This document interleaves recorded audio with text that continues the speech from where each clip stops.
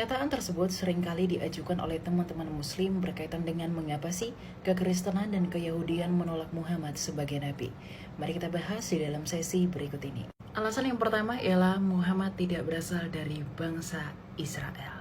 Alasan ini merupakan alasan yang paling mendasar dan sangat fundamental di dalam Alkitab.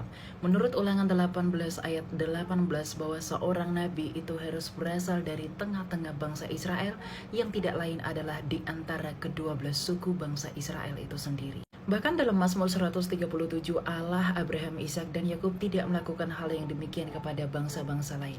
Artinya Allah hanya mewahyukan dirinya secara langsung melalui perantara para nabi di dalam bangsa Israel itu sendiri, bukan dari luar. Alasan yang berikutnya adalah metode pewahyuan Allah kepada para nabi.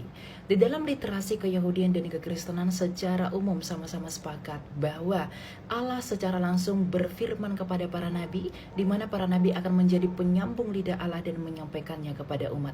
Artinya Allah dalam menyampaikan firman-Nya tidak perlu melakukan atau menggunakan perantara untuk menyampaikan firman dan wahyunya kepada para nabi. Di mana tentu saja hal ini berbeda dengan keyakinan teman-teman muslim, di mana Nabi Muhammad dalam keyakinan mereka menerima wahyu dari Tuhan melalui perantara Jibril.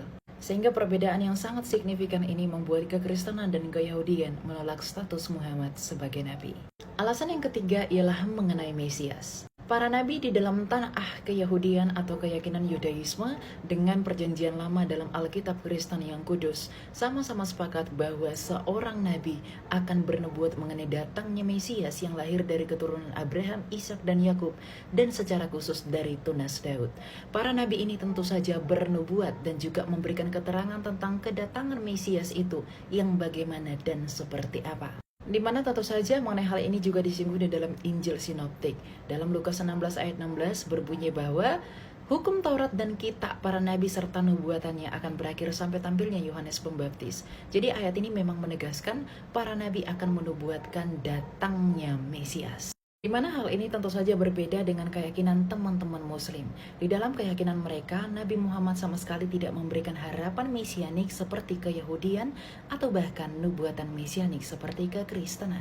Inilah yang membuat bahwa Keyahudian sampai saat ini masih menunggu pembebas atau Mesias mereka, dan kekristenan telah kedatangan Mesias mereka 2000 tahun lalu di dalam Yesus Sang Kristus. Namun hal ini tidak pernah disinggung di dalam keyakinan teman-teman muslim.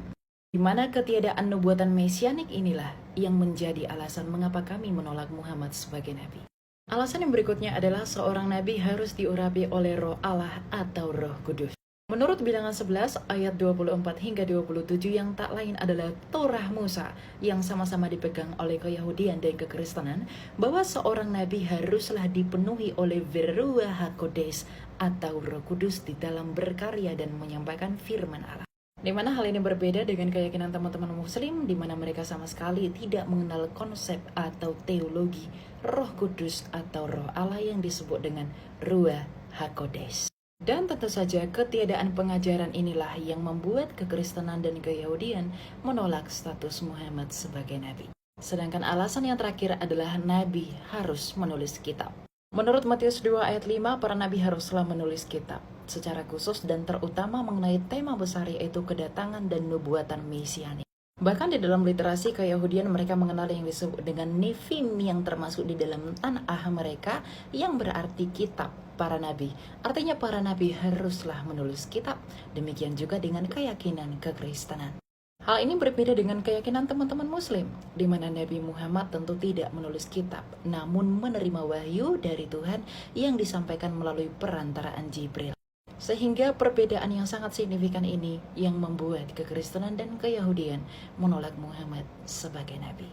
Itulah beberapa alasan yang mendasari Keyahudian dan kekristenan menolak status Muhammad sebagai nabi di dalam keyakinan teologi mereka. Di mana tentu saja hal tersebut akan memiliki pengaruh atau implikasi terhadap substansi pengajaran di dalam keyakinan kita masing-masing. Arti dari hal ini adalah bahwa keyakinan teman-teman muslim sama sekali tidak memiliki linearitas atau kesamaan dengan pengajaran Keyahudian dan kekristenan dalam hal apapun. Sehingga kita tidak perlu memaksakan klaim teologis kita masing-masing. Karena dengan demikian kita bisa hidup saling memahami dan saling mengerti. Shalom Aleichem dan Tuhan memberkati. Salam toleransi.